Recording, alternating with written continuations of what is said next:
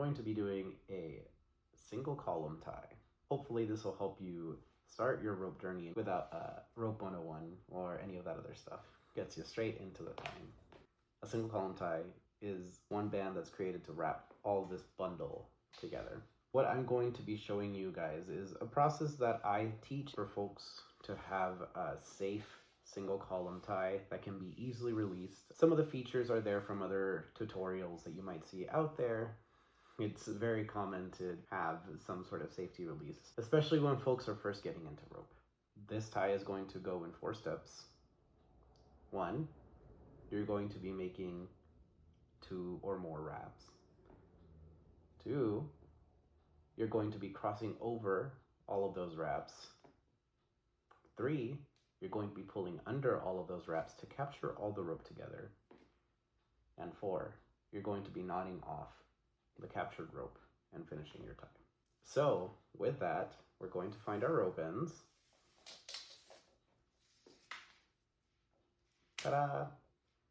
We're going to match them, make sure that the ends meet, and then I'm going to run my hands all the way down this rope. It's a purpose to running your hands down the rope, from just care of your rope to making sure that there's no messes, anything stuck onto them, and that this is going to be a tie that's done safely.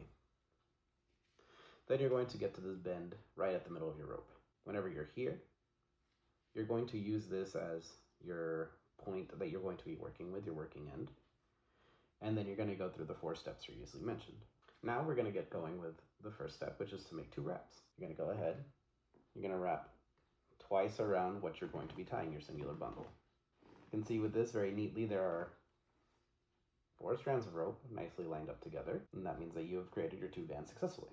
For the second step, you'll go ahead and cross over all of that rope, and you'll see that you've made a line, two strands going over 4 strands in an X sort of fashion. Your third step is that you're going to now wrap under. So what you're going to do is you're going to grab your finger, you're going to reach under the stuff that is wrapped right around your bundle, those four strands, and you're going to reach for that loop that you've been working with, that working end, and you're going to fish and hook that all the way around. I'm pulling this so you can see that you have now captured, or you have grabbed all of the rope and it is all held together. There's no loose strands that are like lying against the skin. You can see there's a little bit of an opening there, and you can see that there's specifically a U shape right here where all the rope has been caught. So all your 4 strands that were lying against your arm should be going right through there.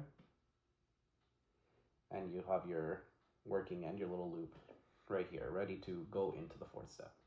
The last step, or the 4th step, is that you're going to be making a knot.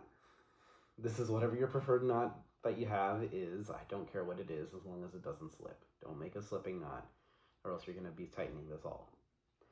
One of my favorites is the bula bula knot, and we can have a tutorial for that later. But for now, these 4 steps, now you have this single column tie as I have wrapped around a singular bundle. I'm keeping a bundle together. It is done with a knot that doesn't slip, and it doesn't tighten down either as much as I push on this side. One of the features of the single column tie is that you can quickly undo the last knot in order to release whatever the single column has been wrapping around.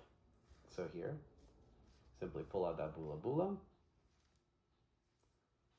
and the single column is up. A single column tie will usually be the basis for whatever you're going to be doing. Practice with one kind of single column, if it's this one that I've shown you here, or if it's any other ones that you found online. And by practice, I mean practice. Keep on doing a single column until it becomes second nature to you.